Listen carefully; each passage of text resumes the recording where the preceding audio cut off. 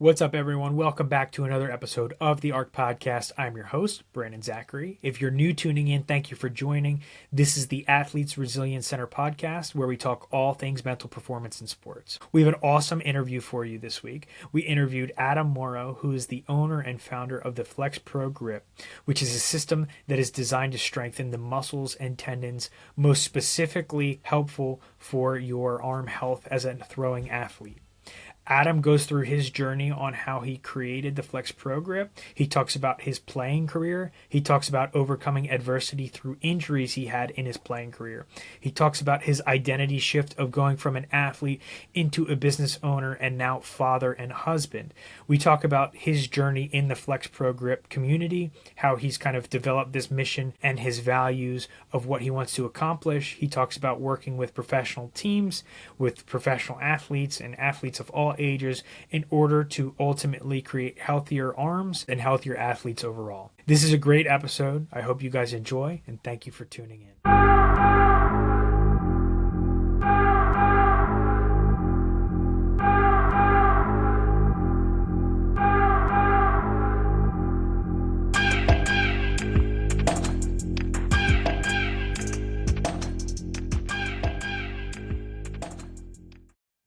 Adam, thank you for coming on the podcast, brother. I really appreciate it. How are you doing today? Thanks a ton, man. I'm doing great. I know I told you offline, but my nearly 8 week old daughter slept 6 hours and 45 Yep. minutes straight last night. So I Yep. woke up ready to attack the day with a fiery vengeance inside me. I feel Yes. like I slept 14 hours straight or awoke from a coma or something. I'm dialed. So hopefully I don't talk faster than my brain will allow today. I love it. I'm right there with you. Obviously, I got a 2 week old. So, again, 5 hours of sleep has never felt so rejuvenating and amazing. So, I'm right there with you. I love it. And again, congratulations. But just like we start off every pod, I'm going to kick it back to you. And I'd love to hear about your unique story and how you got to where you are today. For sure. Yeah, I know you said I can kind of take as long as I want Yeah. here, but at risk of talking for 45 minutes straight, I'm going to do my best to keep it brief. But probably like a lot of people you interact with, I was a baseball player. Yep. Uh, Yep. yeah, had a pretty successful high school career, which afforded me the opportunity to play in college. Maybe given the nature of this podcast, I don't like talking about it a ton, but I can bring it up. I got hurt pretty badly during my junior year of high school. Was able to play through it, and the injury was a fracture to my L4 and L5 vertebrae. So that is the lumbar spine. Oof. So I was a 17-year-old at the time with debilitating back pain. So I might as well have been 85-year-old man. Later, I find out that's a super common injury in rotational athletes, especially in sports like baseball and gymnastics, where you do these repetitive motions over and over and over again, especially while you're growing. So it's a recipe for disaster. But of course, when it happens, it makes you think you're on an island and all alone and Of weak and all course. these things. But what that did for the first time is kind of slapped me in the face and realized things aren't going to be given to me because offers were taken away when I had to tell schools that I hurt my back pretty badly and I didn't know what was going to happen. And that was a bit of a battle, but I got through it, had a great senior year, ended up committing to Division II Eckerd College down in Florida, had a solid run there, and after a couple coaching changes my junior year and a bonus year of eligibility due to a shoulder injury my sophomore year at Eckerd, I was playing in the Alaska Baseball League that summer and transferring to the University of San Francisco. Ended up blowing out my shoulder in Alaska, tore my labrum and rotator cuff, needed surgery, and that was basically the beginning of the end. I went from an offensive first middle infielder to a 5'11" defense first baseman. And although I might not have realized it at the time, that doesn't really project at Yeah. all. So I played out the string as long as I could. I went to grad school at University of Dayton. I thought I was going to be able to compete. Really didn't. It took me years and years to get my shoulder healthy. Yeah. I went out and played some ball in California after grad school. That was incredible. I was able to go out on a high note, loving life, loving the game, and got some offers in indie ball, in some more prestigious leagues. But I knew that at best I was going to be a replacement level player and never have a shot to make the show because I was limited and I was a shell of what I formerly was. And I felt like I had just done what I needed to do to walk away okay Yeah. and able Yeah. to shift my kind of goal or my perspective from me wanting to play Major League Baseball to Yes. trying to help others play Major League Baseball. And that's where things kind of got started in the business world, or when I left the game as a player. I kind of came to that classic crossroads. Do I want to train athletes or do I want to coach athletes? Being a baseball player, naturally it was, do I want to train baseball players or coach baseball Yeah. players? And I felt like I could have a larger spread or a larger reach if I was training athletes instead of coaching because I could bring more people to me. So from there, I started the New Orleans Sports Performance Institute, and I had the great opportunity of doing that alongside my father. So we were Yeah. co-owners of that, did that for Yeah. a few years. And while we were in the process, we were able to do the beginning work, the beginning research of what ultimately led to FlexPro Grip, which is what I'm engaged in now. Uh, Kind of the inklings of how that got started, or kind of the tinder for the fire in a Yeah. sense, Yeah. was I didn't play high level professional baseball, so I had no name to go off of, and my father was a basketball player. Hmm. So when you think about where you decide to go train in 2017 and 2018, you do it based on name most of Yeah. the time. Yes. Unless you can somehow prove that you are smarter than everybody else around, which then made us quickly realize we need to do the latter. We need to prove that we are smarter than everyone else around, which means we need to know what every single other person is doing and what every single thing that has ever been published about human performance Yeah. and injuries would say. So we digested that. And of course, with the clientele that was coming in to see us, so many elbow injuries and so Yeah. many people that wanted to throw harder, we Yep. just always had this looming thing in the background of like, gosh, this just seems to be plaguing our world. And it just came to a point where we realized we could have a much greater impact if we figured out why UCLs tear. And that kind of became the beginnings of FlexPro Grip. Yeah. But I would be lying if I didn't tell you trying to figure out why UCL's tear was just an initial venture for us to write a few blog posts and try to get people to come train with us during the summer. Yeah. But in that process, we just quickly realized that nobody had any clue why UCLs were tearing. And I kind of put on my hat that I wore as a player or as an athlete once again of, well, I'm just going to try to outwork everyone here, and I don't need to go to school. I don't need to do these things. It doesn't matter what resources I have versus other people have. I'm just going to put my head down and grind, and eventually I will end up wherever I belong. And that's what I did. That's what my father partner Daryl did. We just grinded the best we could to learn as much as we could, and eventually it led us to the point of developing the product and service of FlexPro Grip, which ultimately leads us to where we are today. And it Yeah. affords me the opportunity to talk on some podcasts and hang out with some really cool people. So, Brandon, thanks for the opportunity. I see that I did hold that even under Yeah. 10 minutes. So I'm feeling great right now. Yeah. I mean, that was dialed. That was perfect. I mean, great. That was very concise, very detailed. I loved it. Loved every minute of it.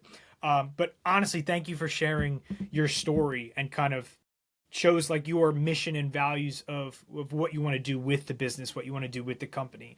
Now, you talked about your time in high school, right? And then your time in college. You shared that you kind of had this aspiration to play professional baseball. And I'm always really curious about this because my co-host Matt and I always talk about this as well. Like I played at a Division III college. Matt played at a Division II college, but even throughout that whole time period where it's like, well, maybe you're going to Division 3 or Division 2 school, the goal was always professional baseball in some form or fashion, right? Whether that's indie ball, affiliate ball, whatever you can kind of get to the highest level at. So for you, right, you had this aspiration of playing professional baseball, and I'm sure that's been engraved in your mind since you were, 5 years old, since you first picked up a baseball and bat. But when you get to that level in high school, and then you get to that level in college, and you face those injuries, right? Like, what did your mindset look like in order to kind of show those resilient traits in order to keep coming back? Because obviously, you had some pretty significant injuries. They're not anything to, shrug your shoulders at. They're pretty significant. So how are you able to kind of put those pieces together at a younger age to, be resilient and say, you know what, I'm going to keep grinding and keep getting better at this craft? This is a piece of advice that I actually think is really terrible. I would almost suggest everyone throw this away. But the simple answer is being a Major League Baseball player is the only thing I ever thought of myself as. Right. And Yeah.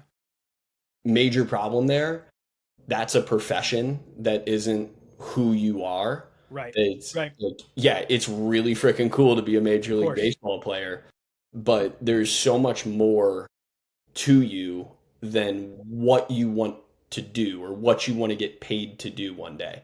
And at that time, that is the only thing that I ever envisioned myself as being. Granted, I always saw it in steps. Like I never once had the goal of getting drafted out of high school. I always envisioned myself as going to play college baseball. Initially, for me, that was to going to play at Tulane University. I didn't play at Tulane University, but my dad played basketball at Tulane. My mom went to Tulane. They met at Tulane. My sister ended up going to Tulane as well as a regular student. All my family's from New Orleans. It's what I always wanted to do.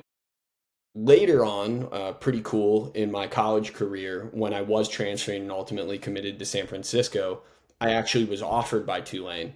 And Really awesome. I would be lying if I didn't say I cried thinking that Tulane or realizing that Tulane was not the right fit for me. Oh, Because it was like sure. everything I had ever worked for to that point was to play baseball for Tulane University. And going on visits, I was like, gosh, like this isn't it. It's all I ever wanted, but Right. this is not the right place for me. And I loved the staff at San Francisco. I was grateful for the opportunity that they had offered me. Crazy that I never actually got to step foot on their campus as a player because of the injury I ultimately had in Alaska. But through every point to like at I guess to that point in my career, the only things that kept me going were, well, I'm going to be a college baseball player. I'm going to be a Right. professional baseball player. I'm going to be a Major League Baseball player. So everything else was just an obstacle in the way. Like Right. I was just going to keep going until somebody told me I couldn't do it anymore. I never actually thought it was going to be me pulling the trigger. So yeah, I that's why I say it's kind of like shitty advice to an extent because now I can look back and say I'm so much more than that. Yes, it led me to Yes. these amazing opportunities. It led me to connecting with amazing people and getting to travel across the country and even parts of the world playing the game that I love. But after this kind of like mini existential crisis I had a couple years ago, when I realized still every waking moment of my life was driven by the game of baseball, that I was able to step back, reassess, and here's, I think, good advice. I am going to like pat myself on the back a little bit here because I've really enjoyed sharing this when I get into these conversations with people. Is I discovered that my passion for baseball was just the vehicle. It's what kind of fed me, and I loved it, and I enjoyed it, and I always will. But it wasn't baseball that was my identity. It's being all in is my identity. And baseball was the vehicle for that. And really what was able to I guess, exposed me to this and realized there's more is trying to set up a family with my wife, and at the time girlfriend, not even fiance. Yeah. Yeah. We bought a house, and like still all I can think about is my next trip for FlexPro Grip or for baseball or what athlete I'm working with. And we have dogs, we have these plans, we have all these things that we want to do, and it's just further down on my list, and I couldn't really figure out why. And eventually I was able to step back and realize there are only so many things that I can be quote unquote all in with. And baseball was just always the thing that I was all in for. But because I'm more than a baseball player, I can reevaluate and I can decide what I am going to be all in for. And thankfully, I've been able to now recognize maybe a little bit different of a shift in priorities, but that's why I said like you're more than this profession that you want to have or this title that you want to hold, and maybe work to identify why these things might drive you. So for me it was, if something is going to catch my attention, I'm going to be all in on it, and if I'm not all in, it doesn't matter to me. Yeah. No, I don't think I've ever related to something said on this podcast more than that just snippet you said right there. Truthfully, like looking back, I have this, I guess, internal dialogue with myself all the time. It's like, is this? I was the same way. Like even in high school, again, right? Like your first goal, I'm sure, as a younger athlete, is like I want to go play at a Division 1 school. And same thing, I never had the dream of getting drafted out of high school. I think I went into high school at 5'4", 120 pounds. So I was like, I don't know if this is going to be in the We're the cards for exact me. same size. Really? Yeah, yeah. Yes, that's 5'4", 120 pounds, probably throwing like 74 miles an hour. I was like, okay, maybe the cards probably aren't aligning where I'm going to be a draft pick within the next 3 years. But the goal was always, like you said, to get drafted, but at a different level than just out of high school, right? And then it's like, okay, well, to get to that point, can I go play Division 1 baseball? And again, same thing, late bloomer. I think my junior year, I hit a growth spurt and I got up to 5'8", and then I graduated college at 5'10". So like that's where I was. But in high school, it was okay. Can I get to the Division 1 level? No, I can't. Okay, I can get to the Division 3 level and hopefully have some success and be able to kind of get to the next step versus like that way, right? Like I'm never related to something more than you kind of going through that. And my identity in my head was always tied to Brandon, the baseball player, and not necessarily the characteristics that go along with that, right? Like you said, you're someone that's going to go all in for the things that you're passionate about and that you love. It's not necessarily that you're Adam, the baseball player. It's you're Adam, the guy who's driven and very hardworking and someone who's going to put all of his effort towards a certain thing.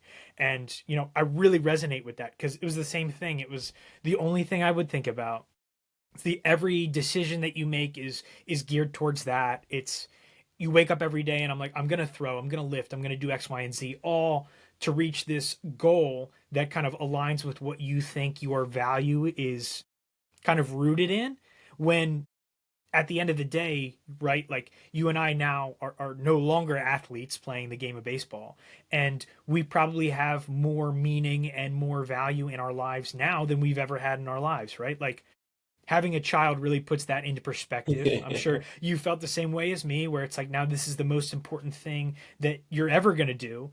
And it almost, you laugh back at your old self for the things that you used to tell yourself in your head about, I'm going to do everything I possibly can. Nothing else matters except getting to this level. And then once you can kind of step away and maybe take a bird's eye view at like, okay, there are other things in this life that are more important than just trying to make it to the bigs. And I mean, I don't relate to anything more than you just said. That was awesome. This might be a really weird response to that, and I know you are not alone in saying like, "Oh, this is silly." Like there's definitely things that are more important. I don't even know if I could wrap my head around something being more important to me than baseball for the first 25 years of my life. Like Completely I agree. can't even begin to fathom. And like even now, like there's no way I could fathom having a child when I was 25 years old. I'm Oh, 32 now. And right. like that existential crisis I kind of talked about, I mean, that was probably like a 2 to 3 year thing that I went through where Yeah. I was like, but I'm still baseball. Like that is me. Right. It's like Ken in the Barbie movie. Like I Yeah. it's Yeah. like, what do you do? Like I beach. It's like, do you swim? No, I beach. Like No, I that was beach. like Adam, I baseball. Like Yeah. Yeah. what do you do? Just baseball? That's it? Like Yeah. nothing else. Everything like that's it, but it's also everything. It is baseball. I know I hinted at it in everything that it afforded me because like that's where I say like it might not be the best response, but I say I can't even fathom anything outside of baseball because without the opportunities that baseball gave me, I'm not sure I would even be able to look into the world now and understand what it means to care about something the way that Yes. I cared about baseball or to work towards something that is so far out of your control, but Yeah. act like it is within your control every single day, or give up, sacrifice time, all these things. Of course, like I enjoyed every second of it, Yeah. but sacrifice doing whatever to go pursue this dream that is, for the most part, if you look at percentages, unattainable. Unattainable. Yeah. And that eventually offered me or led me to this point now where I have a wife that I love, I have a child that I love, I have two dogs that I love, and a house that has my name on it. Yeah. And Yes.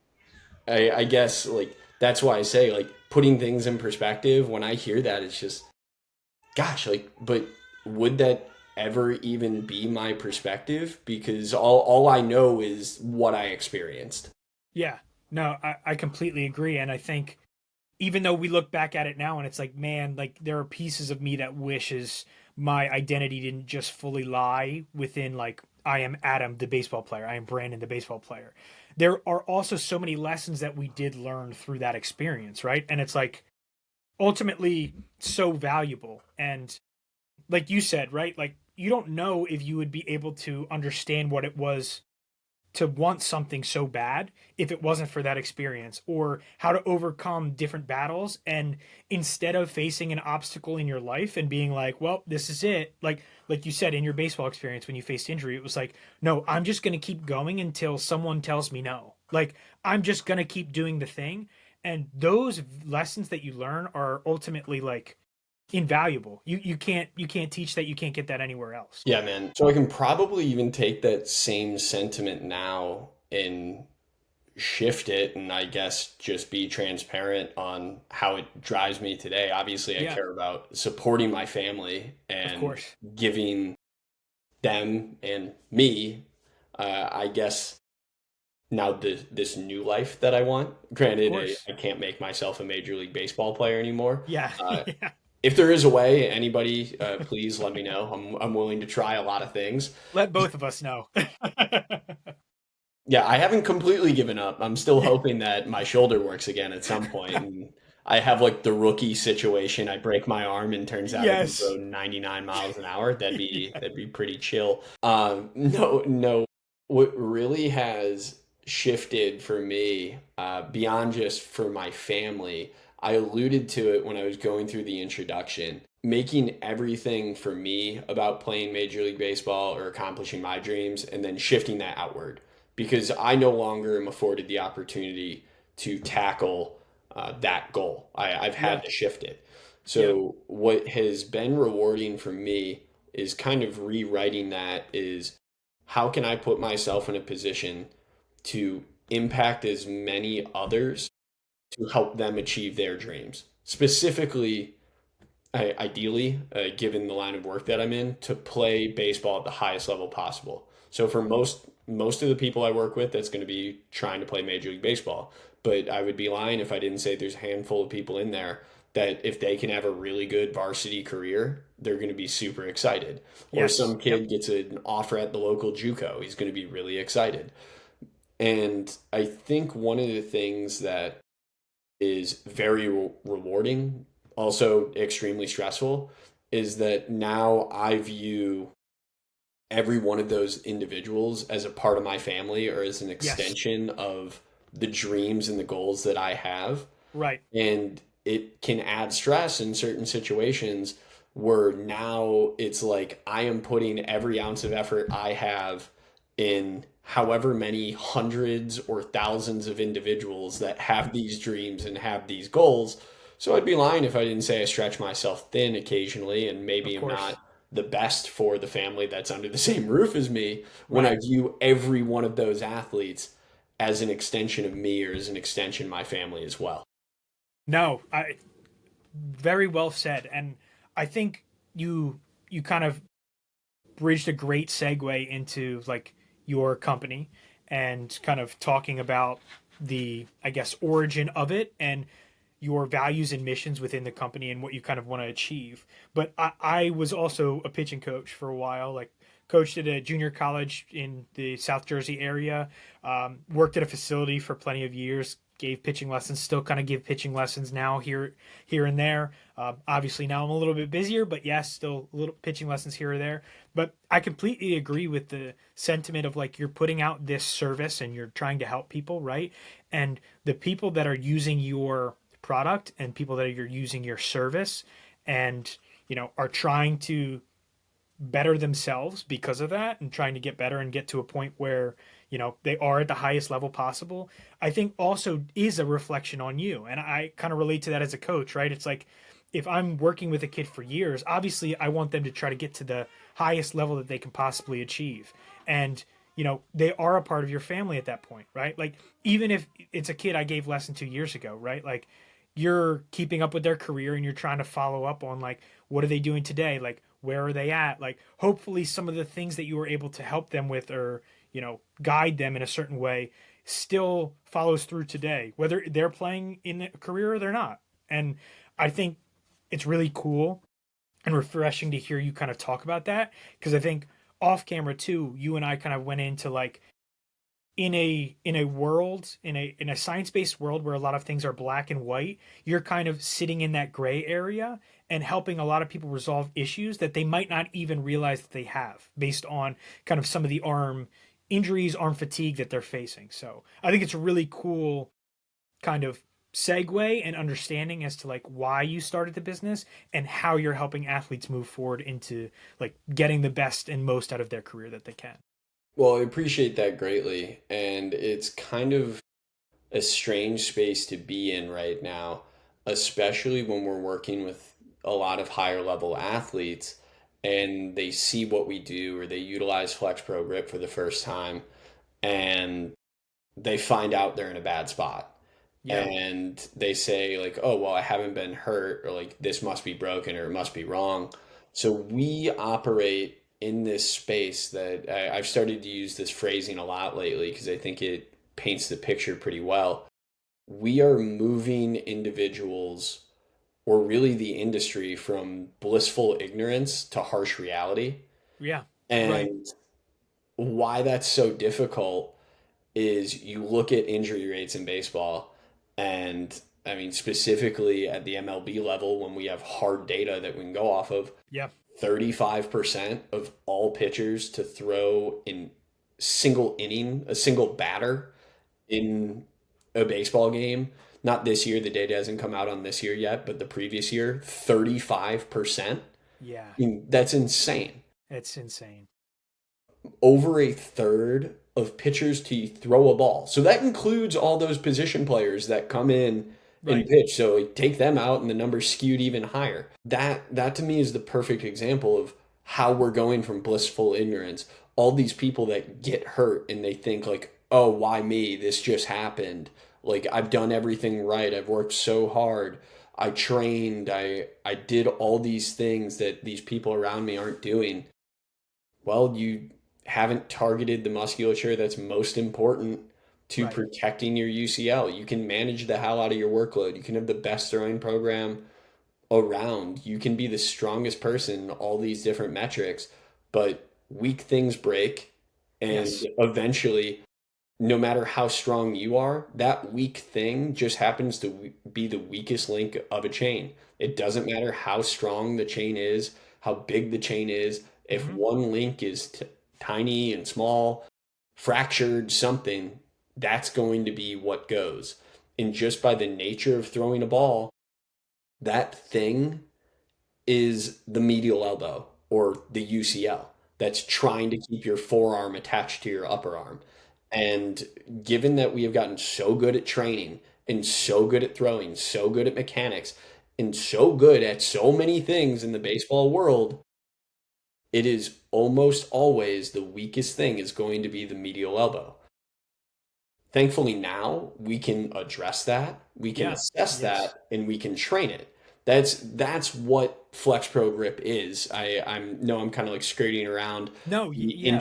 intricate details, but that is how we are taking people from blissful ignorance, where they have no clue where they stand, much like what you said. Am I hurt or can I play? Like Yes. Yeah. that black and white, because Yep. that's that black and white or the hot and cold, the one or the other that so many people operate in, but they don't think that there's underlying warning signs or there might be indications that something could be wrong before you ever even feel it.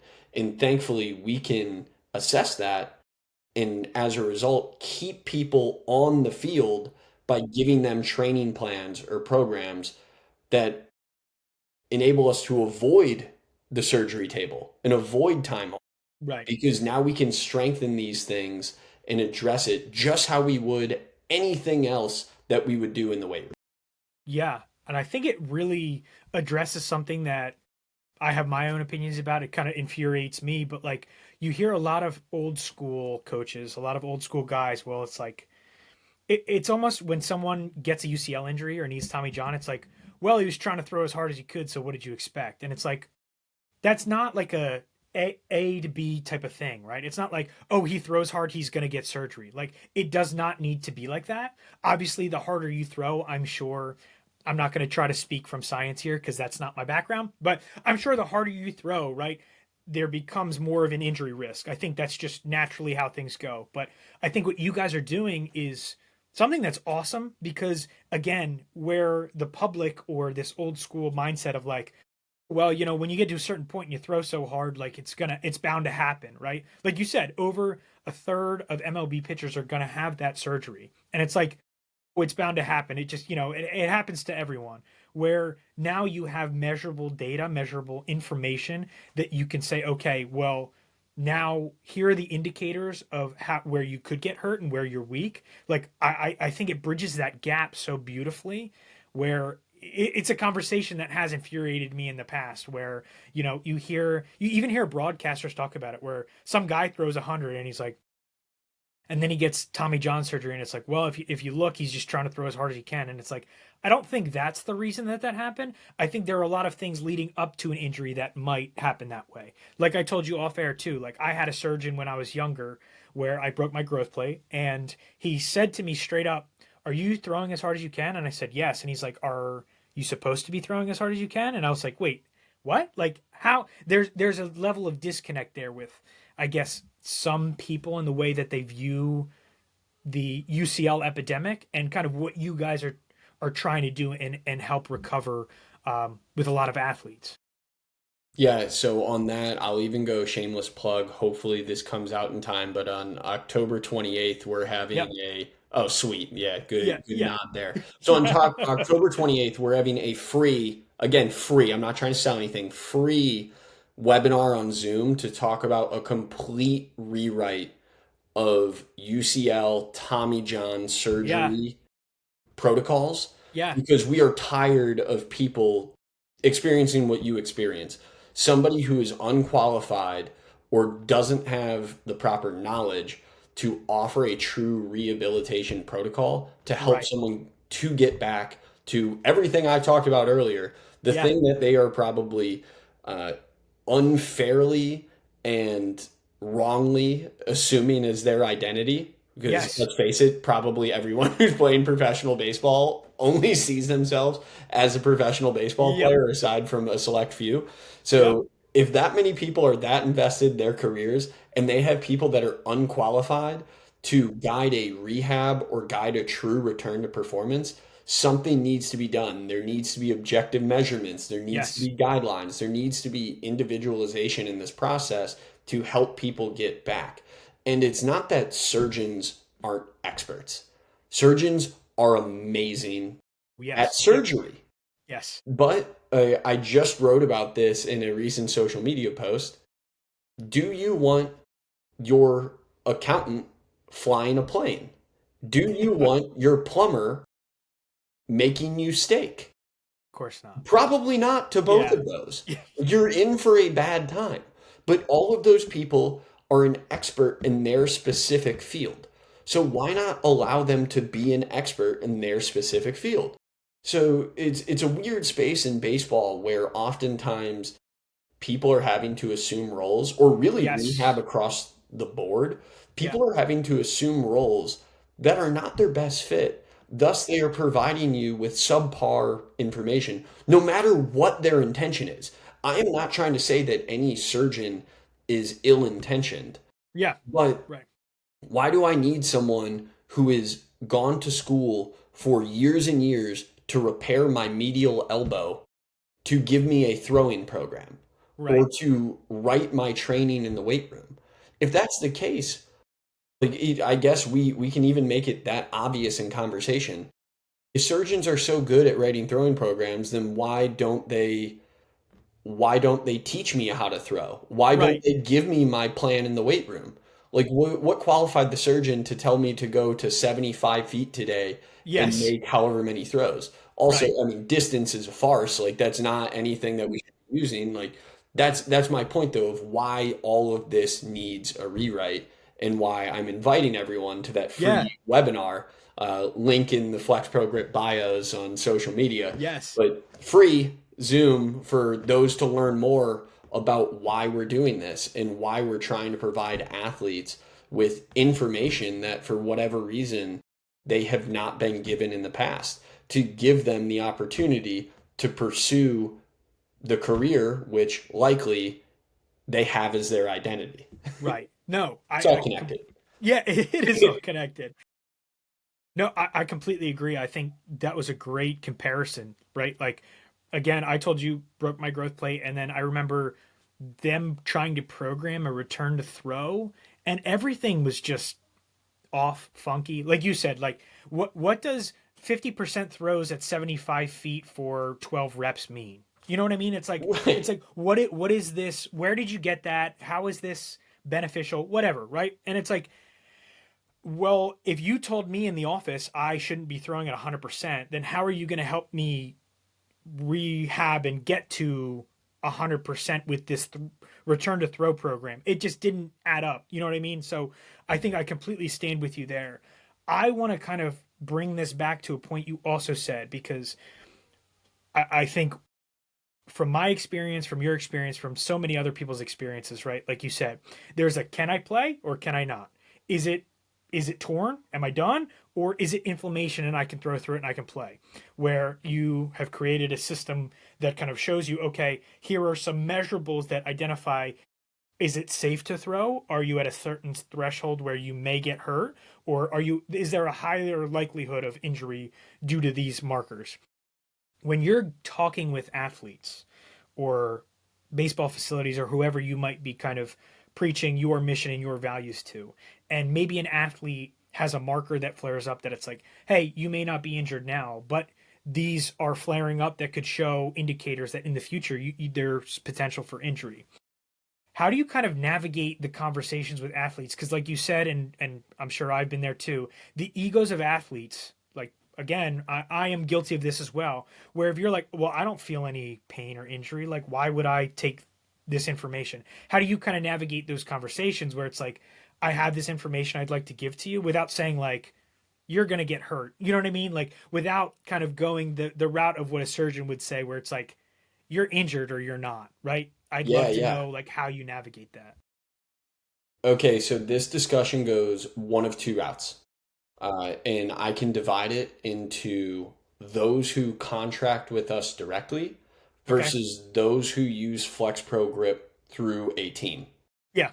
Yeah. And those who contract with us directly, basically, they sought out our product and our services to help them with their career. Yeah. That is Yeah. very easy because they Yes. subjected themselves up front. They signed away their willingness to hear Yes. hard information, Right. hard data, and hard truths in expecting us to guide them to a better state, whether it's increased health, increased performance, increased whatever longevity in their career that's ultimately going to help them achieve their dreams, their goals, objectives, what have you. So that one's really easy because if I see a red flag, I'm talking to the athlete about the red flag Yeah. because they signed up for it. It is Yeah. what they want. Right. Now, where it gets very difficult is for the organizations that we contract with, and we go to spring training and we assess an athlete and we see a marker that is very alarming to us Yeah. Yeah. or in our system or according to our database. And first, it often requires us to talk to medical personnel or the coach or kind of our contact point that's Yes. bringing us out there. Okay. Then it's their decision, kind of as the agent in that situation for the Yeah. athlete, for them to decide if they want to handle it or if it is okay for us to talk to the player directly. Got it. Now, Okay. oftentimes, especially, I'm sure you felt this way in your career, given what you were up against, kind of always having the underdog mentality, that you always wanted to know where you stood at all times. And any bit of ambiguity was another obstacle in the way. Big Because if time. you knew something was bad, something was wrong, you could address it. But if you didn't know about it, how could you ever do anything? Going back to the Right. blissful ignorance Yeah. that I talked about a few questions ago, where this does get very difficult, just knowing the, like, again, another degree of difficulty is highly touted prospects who we have to address Yes. have a different level of favoritism that they're subjected to. Like, Of course. I'm not saying they shouldn't be. Yeah. Like they are a massive investment that Yes. a Yeah. future of an organization, of a fan base relies upon. So Heavily. giving that individual bad news, or I guess even some of these cases, being the boy who cried wolf and saying, hey, this data is indicative that he is at risk of a potential injury. If you say that to someone, one, they're either going to spit in your face if you don't have the rapport, or Right. two, they're going to tell you to get lost and never want to do it again. Three, they're just going to then operate with fear and never want to pick up a ball. Right. And none of those Right. things are good. Like the fourth impossibly good situation is they're like, okay, great. I trust you, person I've never met before in system that I don't understand. I'm going to train my butt off to ensure that this is no longer a problem. But like it is that straightforward. They don't know me. Usually I would say they don't know me from Adam, but that phrase doesn't work when my name Yeah. is Adam. But they don't know who I am and they don't know what FlexPro Grip is. Why would they trust it?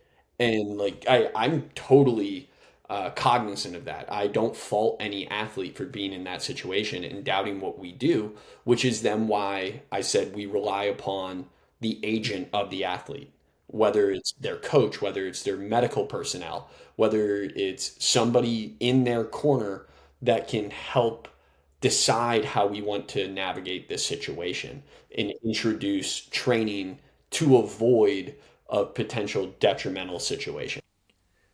We want to take a quick second to let you know that today's podcast is brought to you by the Philly Pretzel Factory of Marlton, New Jersey. Whether it's picking up a snack between games or picking up a party tray for the big game, the Philly Pretzel Factory of Marlton has you covered. For all of your pretzel needs, make sure you stop by the Philly Pretzel Factory of Marlton, located on North Maple Ave. Let them know that the ARC podcast sent you. Now back to the episode. Yeah, no, that's excellent. And I feel like delivering the messages, I feel like half the battle, I'm sure, in a lot of these cases. Because like you just said, there are so many different case scenarios where someone gets bad news, and depending on the human that they are, they may not take it very well. They may, like you said, spit in your face, or they may say, well, like, I'm scared now to touch a baseball because of X, Y, and Z. But like you said, delivering that message and having people in their corner kind of have your back and your support in that, and kind of help you, I guess, guide the athlete through that is everything. That's super important. Now, I'd love to hear your perspective because I think this is something I also struggled with, and I'd love to know if you kind of felt the same way. So, obviously, I'm not, I hope you don't take this as me coming at you or your knowledge or your experience in any way.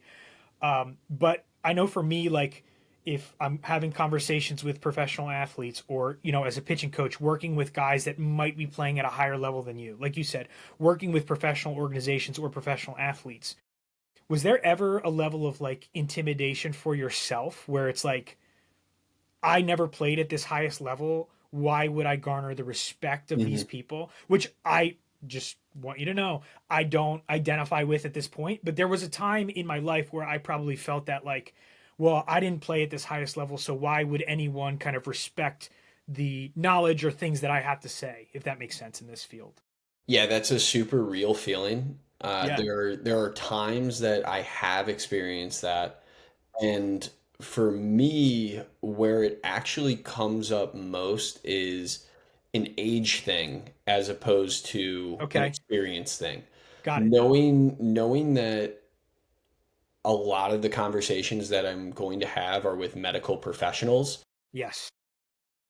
Oftentimes, medical professionals have been in the industry for 20, 30, 40 years, and they are somewhere between the young ones are in their 40s Yeah. and some of them are in their 60s.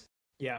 When we started this and I was 28 years old, they didn't want to hear from me at all. Who is this kid that Yeah. didn't go to medical school or didn't Right. play professional baseball? Right. So I didn't have qualifications that they expected me to have, which then led me back to what I talked about earlier with the training facility. I needed to work so freaking hard that I knew more than anybody I was ever in the room with when it came to hard science and research.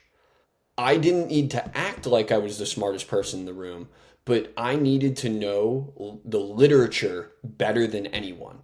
Yes. That way, I was never the person being attacked. It was a claim by another research or Right. another researcher or a study that somebody had issue with. Because then it that kind of gave me this sense of confidence that if it ever felt like somebody didn't believe me or didn't trust what I was saying, I could say like, "Well, okay, like just know that this is from Glenn Fleisig's study from 2002." Yeah. Like, that's Yeah. all I'm doing here is I'm citing his study from 2002 versus what Elatrosh said in 2014. That's it. Like, this isn't me. I that's how I digested this information and have now synthesized it to present it to you. And being able to rely on that kind of gave me, I don't want to call it a false sense of confidence, but it gave me um, kind of a right of belonging, Yes. knowing that all I had to do was, I don't want to say regurgitate, because I did need to Of understand. I course. Yeah. definitely needed to understand the information. But if I had the ability to be a walking encyclopedia and call back on what researcher said and what paper and what they were referring to and what that refuted or what that validated, I I could have discussions with people as if I was one of their peers Yes. because I was just an encyclopedia that knew more about their research than they even did. Now, kind of a fun story. The one time I ever actually like did feel nervous, like truly nervous, is I had a conversation with Trevor Bauer, and Wow. Okay. Yeah. I was scared to talk to him I'm sh- because of how much he has done for baseball. yeah. And it Yeah. was less about Trevor Bauer, the baseball, like his status. it was the respect that I had for what he has done for the game. Yes. And knowing that if every single person that I have ever talked to, he was the person that I thought would know more than me. Like just like I talking to him, I lost that confidence that I just explained that I had Yep. because I knew not only has he played professionally, but he has also done every single thing that I committed to doing. So he Yes. has the experience as well as the knowledge. And so I would be lying if I didn't say I was nervous in that Of situation. course. But then I had to remind myself that he's human, he wants to get better, and he wants to be the best to ever live. So if we can have like a mutual meeting here and go back and forth on readings, literature, interpretations of previous studies findings, then we can meet a common goal. Yeah. No, that's awesome. No, I I completely feel the same way of like the ideology, like you said, where there are times maybe there were those nerves, but like you said, it's kind of becoming bulletproof. Or me and my co-host Matt have talked about this previously. It's funny because it came from a clip from Bert Kreischer, which oddly enough you wouldn't suspect, but he was talking about kind of coming up through like the bouts of being a comedian early on, and talks about how like there's a lot of self-doubt and a lot of this and that, but at the end of the day, the thing that will take you the furthest is becoming undeniable, which is kind of what you kind of embodied and talked about right there. Where, like you said, you took time off from your job to just become an encyclopedia of all this information so you could actually understand it and be able to relay it to other people. And that, in a sense, is becoming undeniable. It's like I am an expert in this field because I have spent so much time researching it and studying it and understanding it that I can relay it now to other people. And I guess this leads into my next question of your curiosity. Do you think that it was sparked more after your playing career, or was this curiosity also found within your time trying to achieve being a professional athlete? Because I'm sure you attacked it the same way, where you're trying to uncover all these different things that you can get better at and achieve. Like, were you very curious then and it's only kind of sparked more now, or do you feel it now, like intellectually your curiosity now has like sparked and has taken off that way? Well, now everyone gets to see who the real Adam Moreau is because I was a super nerd. Okay. Yeah, my entire life. Yeah, we've talked about like me pursuing professional baseball, Yes. working with Yeah. athletes. Yeah, I'm a nerd. Yeah. So Great. Good. but the problem with me being a nerd is I'm also an extroverted nerd. Okay. So I'm not your stereotypical like stay in my room and read a bunch of books and like search stuff Yes. on the computer. For me, it was asking tons of questions, always getting in people's faces to learn what they have to say. Now, the problem with that was especially shown in my career as an athlete, given that I cared so much about being as good as I could be and learning as much as possible, and then retaining this information and making it something that I could use. If somebody couldn't tell me why to do something and have a legitimate reason backed by some form of research or science or previous study, whether it was hard fact or just experience, I tuned them right out. Yep. Yep. And that put me in the doghouse with a lot of coaches. Yeah. And this has now been a major piece of advice that I offer athletes constantly is that you should let other people take credit for your success. And I, unfortunately, did not let anyone take credit for my success if I did not think they deserved it. And that often led me to, like I said, the doghouse because a coach would tell me to do something. I would try to be respectful, but I would Yeah. say, why? For what reason? Like, Right. because I want to know how this is going to help me get better. Like that was it. Like, I'm not trying to challenge anybody's position, leadership, knowledge. I just want to know how it is going to help me get better, because that's what drives me. If I don't understand a why or a how, I'm out. Like I need it. And like you think about where I'm at with FlexPro Grip, I've needed to understand the why and the how behind everything 100%. to build this. I feel like that's what happens with business. That's what happens with anything. It's not like that's unique or special to me, but having that alongside this insane drive to be a professional baseball player led to me looking disrespectful at times because a coach doesn't want to explain to a 16-year-old, 18-year-old, 20-year-old, 22-year-old why when they have not had to explain why for the previous 20 years of their career. So Definitely. what I would probably say on that, if I could look back on my baseball career and I could have held it off, like press pause for 5 years, and I could exist as a college athlete today, I would be way better suited for today's style of college baseball where there is so much information, so Yes. nothing can be Yeah. hidden. There's access to everything, Yes. and questions are encouraged, and it's more of a collaborative approach. But 2012 to 2017, like that didn't play. So, yeah, there you go. There's my response to was I always like this? And like, yeah, 100%. And I had this insane hunger for knowledge, Yeah. but it was always the knowledge that I felt could propel me towards what I ultimately wanted.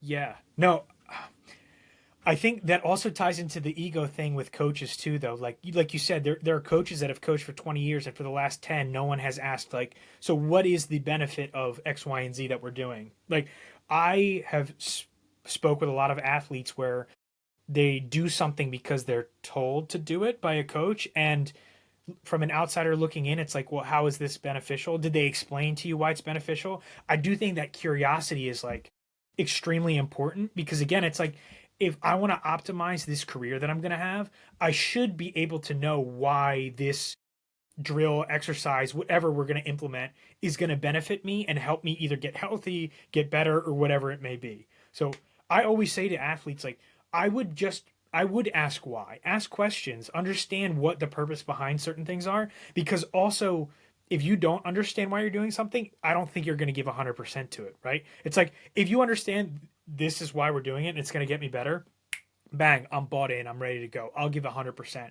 But if there is that thought in the back of your head, like, why am I doing this? Like, what's going to make you want to do an extra rep at the end, right? It's like, I don't need to do this. All right, I'll be done now. Like, it's that drive of understanding, okay, this is going to help me get better and this is why. The understanding, I feel like, is crucial. It's so important. So I definitely kind of stand with you on that. I truly get it. And like you said, there are respectful ways to do it. And I think it's not an insult to ask questions. Like, and some coaches may take it that way, but I think overall asking questions and understanding why you're doing things is important. It's your career at the end of the day. You should understand why you're doing certain things and kind of doing drills and different, different things like that. Yeah, so now imagine asking yourself, why am I doing this for every single thing you do every single day? And that is how my brain operated, Yeah. which ultimately I think kind of coincides with the all-in thing, the Yeah. obsessive nature of developing something like FlexPro Grip. Right. Because if you don't have this undying, burning passion for why, you're eventually going to give up on figuring it out.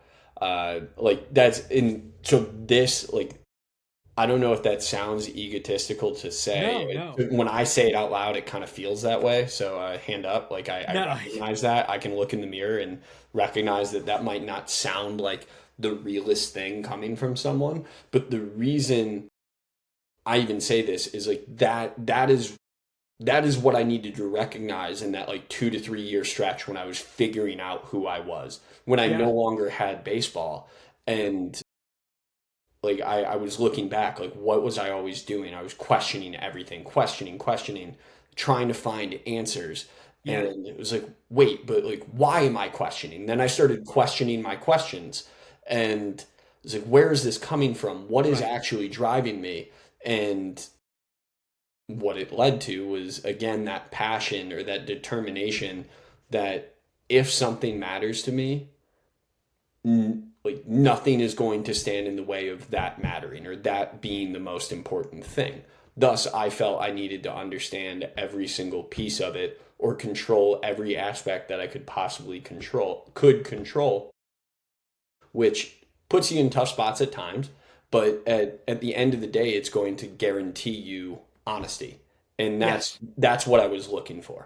Yeah. No, completely agree. I mean, it's led you to where you are today, right? That level of curiosity and wanting to be better and understand everything that you possibly can to optimize has led you now to, where you are right now, which is awesome. I think this is a perfect time to lean right into our Fast Five segment. So we talked about this beforehand, but I'm going to give you five kind of rapid fire questions. There's no real hard stop or hard time limit on any of these questions, so you take as long as you want. But whenever you're ready, I'll jump right into it with you. Great, let's do it. All right. First question. What part of your identity did sports help you discover? Obviously the all in thing, but Yes. I want to cover something different. And I know you prepped this ahead of time, and of course I couldn't get it out of my head since you asked it earlier. Okay. And I want to call on two specific things, Okay. and both kind of rival each other, so it might take some explanation. But self-reliance and Okay. vulnerability. And Okay. I know those two kind of like play devil and angel on the shoulder on Yeah. opposite sides. But I think sports offered me this belief in what I could do Yeah. and like the confidence, all those things that you normally hear. Because I originally wanted to say confidence as the answer to your question. I was like, but that's everybody can say confidence from sports or competitiveness, like, but self-reliance like showed me that I can get through things. I can Yes. do hard things no matter what. And then what sports also showed me is beyond self-reliance, there is a point where you need to say, but I don't know what's next. I need to admit that something is hard. And it doesn't mean that I can't do it. It doesn't mean that I don't have that competitive nature or the confidence that I can get this done, but there is somebody else who has done this before me. There is somebody else that knows a better way. So if I can suck it up and put my hand up and say, hey, I need help. I don't understand. I need to get better at this. I'm not good enough. Admitting my faults, that can then be parlayed into that increased confidence and Yes. increased competitive nature that like, oh yeah, okay, well now I have that tool. I Yeah. can do this. And then going back to that grind. So I think it is kind of like a cycle Yeah. that Yeah. I don't think either can exist alone. Yeah. No, that was a great answer. I love that. Very unique. No one's answered like that. So I love that. That's awesome. Cool. I'll take Uh, it. Question number two. Looking back, what moment felt like the end, but ended up being a new beginning for you? Oh my God. There's so many times. There's so many times. Okay, I'll give you a couple. Yeah. The big one for business, which you probably had a handful of COVID answers from people, but for me and like what we did with FlexPro Grip, we thought we had everything figured out. January 2020, we get a Yeah. prototype shipped to us. Like we've been grinding on the research. We feel so good about everything that we have learned to this point, and we're Yeah. supposed to go present at the American Baseball Coaches Association conference. Wow. So our Okay. first convention, Nashville 2020, we get this prototype sent. I pull it out the box and I look at Daryl and I say, "We're fucked. Like this will not work." Like we are so like then we're freaking out. We're trying to figure like we're calling the ABCA. We're calling Ryan Brownlee, who's our connect there, and he's like, "Yeah, like you guys technically can pull out, and like I get it if you're in that position, but like, you probably won't be able to do much with us in the future if that's the Got it. case." Like, Yep. heard Ryan. Like, yeah, like Yeah. nothing against you. Like, this is not your fault. Like, this is, so shout out to him for having the hard conversation. Yeah, And yeah, like, thankfully, we've been going back to ABCAs and have had very good experiences. But we had to go then to that convention in 2020, presenting basically on research that we have read. So just like regurgitators of information, synthesizers of information with zero product or service to show for it, of just saying like, and with this, we're going to have something cool at some point. yeah, And what COVID afforded us was then the opportunity to grind in the dark and eventually go from this incredibly crappy kind of like J bands for the fingers esque yeah, device with it looked like bugle chips that connect to your, or like you would wear on your fingers, like which fingers like you used to yeah, do when you were a kid, with band yeah, attachments. It was terrible. It was so freaking bad, to then having something that actually functions like force plates for your fingers and wrist. yeah, And I mean, without COVID and without that crazy happening at the ABCA Nashville 2020, we wouldn't be in the position we are now. yeah, So that was the business one for sure. The baseball one, unfortunately, it kind of was the true beginning of the end. Was the shoulder surgery yeah, in that I had coming off of Alaska in 2015. So I didn't go to USF. I end up going to University of Dayton. I get my MBA from Dayton. I don't even get to play there, or like I had like six at bats. Like I could not move my arm. I was just in pain daily. But that I was able to at least parlay into an amazing opportunity to go play in California.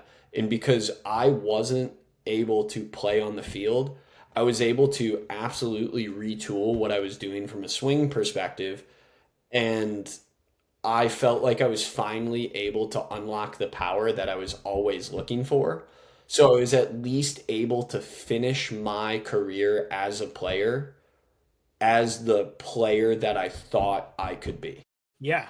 I mean, nothing beats that. That's unbelievable. I love that. That's a great answer. Um, Question three.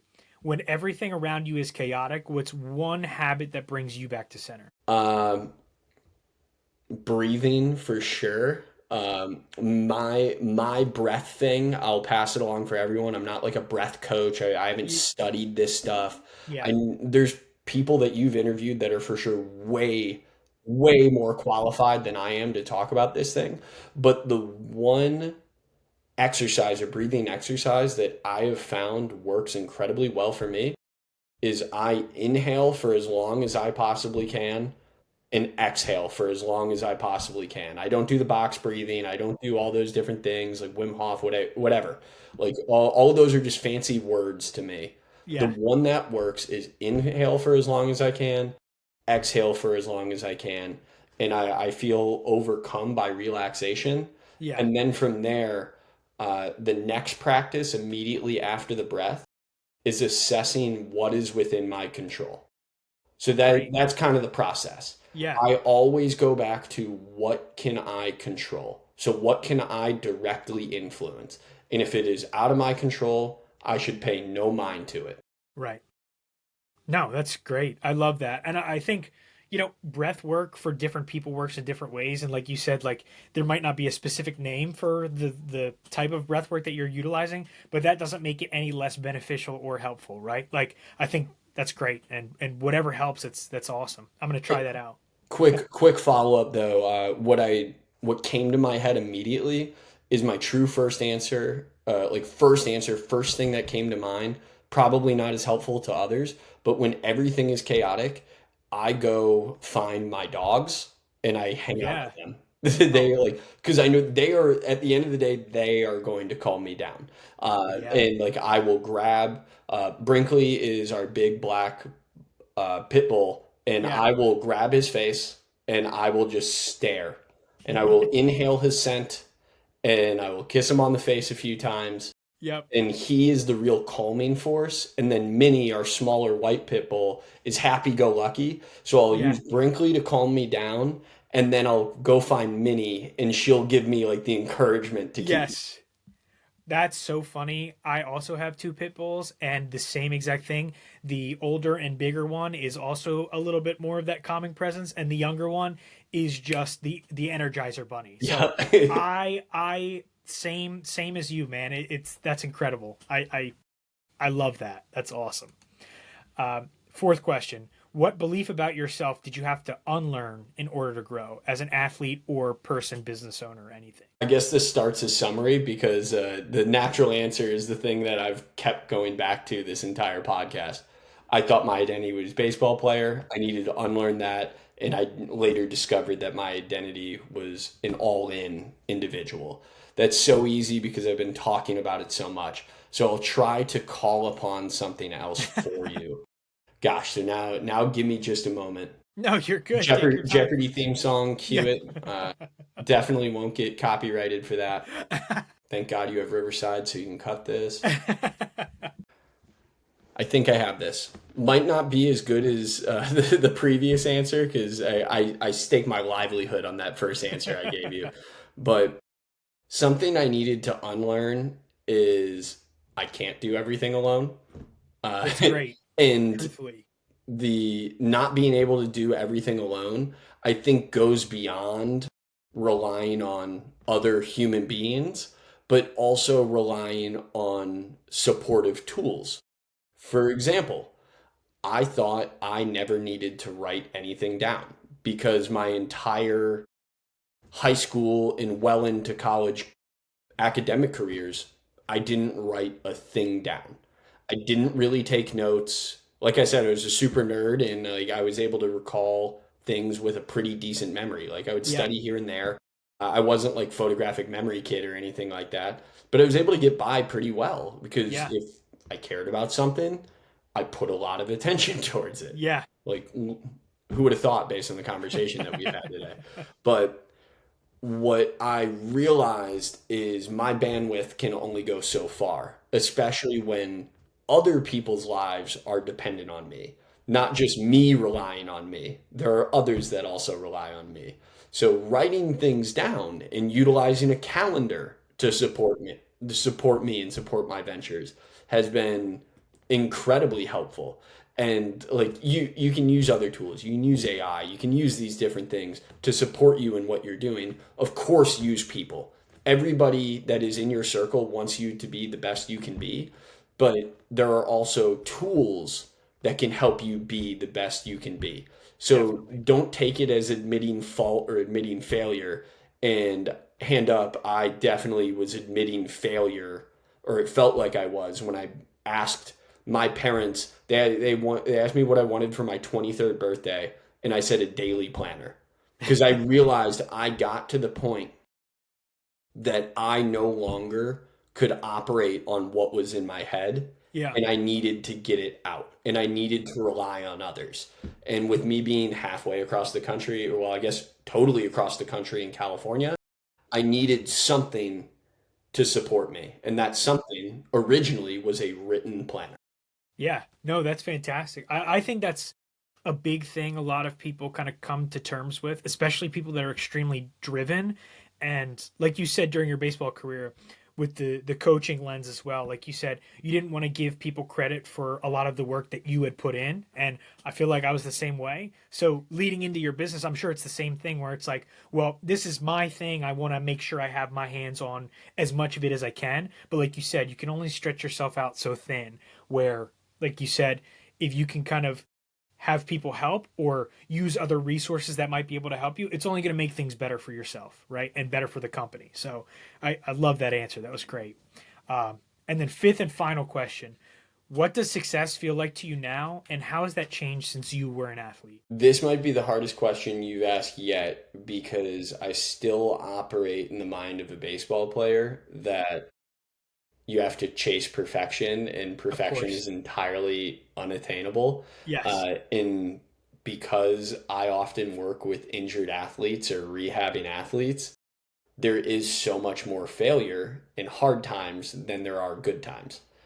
Uh, I also, given the nature of my industry, try to rely solely on objective numbers and objective data. But the reality is, oftentimes the wins or the victories are in the subjective as opposed to the objective. Right. So, one of the things that I have now really worked hard to find success in or help me feel successful is identifying small victories that I can stack or that enable me to stack wins on the daily. Right. Yeah. And that for me is as simple as checking something off of that daily planner that I talked about earlier. Because if I did that, I know that I am doing, again, everything that's within my control. Going back to another one that I had earlier, it's almost like I started to develop this system now, right? So if I can do the things that are within my control, I can view the day as a success. Knowing that I am chasing the unattainable of eradicating Tommy John surgery from the game of baseball, Yeah. that's never going to happen, and I understand that. But that nonetheless is my goal, or Yeah. is my mission, is probably the better way to say it. Because I like to think a mission doesn't have to be attainable, but goals Right. should be. So if Yeah. that is my mission, and I know that if I at least am doing the things that are immediately in front of me, stacking win after win after win after win gets me closer to ultimately where I want to go. So it's kind of like simplifying everything that I am faced with on the daily, recognizing what I can actually accomplish and just doing my best. And not just doing my best in the theoretical, but actually like working hard to get something done. And if I can look at a sheet of paper or look at the computer in front of me and be like, I did that. Awesome. Yeah. Check. Yeah. That's a success. And then I can move on. And if I get enough of those done on a daily basis, I can go to bed happy. Yes. No, I love that. And I think I also feel the same way with that sentiment where even though you're in this new journey of life, right? And you're not a baseball player anymore, you still have that same mindset of like, okay, I'm chasing this idea of perfection that I'll never be able to achieve. But every single day it's still there, right? It's still kind of teetering in your brain. So I definitely relate to that a ton. But again, fantastic answer. You did great with the Fast Five. I loved it. But Adam, this is a good place to wrap up. I really appreciate you coming on and kind of sharing your story, your mission, your values as to what kind of the FlexPro Grip embodies, what it symbolizes, and what it's meant to do for, you know, a group and clientele of people that really do need it. So I really appreciate the work that you do. I really appreciate you coming on the podcast and sharing everything with me. Go ahead and also plug all of your social media and your website and everything. I'd love for as many people to kind of hear it and go visit as possible. So I really do appreciate your time and coming on and sharing everything because it was an awesome conversation. Yeah, thanks a ton. I really appreciate the platform. This was an awesome conversation today. And thankfully, the questions you ask enable me to have a free therapy session instead of paying hundreds of dollars to someone to make me question every decision I've ever made in my life. But you did that for me for free, and I get to smile and laugh in the process. So thank you for that. But Of course. socials. So flexprogrip.com, at FlexPro Grip Instagram, at FlexPro Grip on X, formerly known as Twitter. Email A Moreau, that's Moreau, at flexprogrip.com. And then if somebody is just tired of me talking about FlexPro Grip, but they do want to know a little bit more, my personal Instagram is at AR Moreau. Awesome. But I encourage you to go to the FlexPro Grip one because I'm way more active on there and I'll probably miss anything you send to my personal. Yeah. No, awesome. Again, Adam, thank you for coming on and sharing everything. I really appreciate it. And I'm sure everyone's going to love this episode. So thank you again for all you do and coming on the podcast. I appreciate it. Thanks a ton, Brandon. It was a blast. Awesome.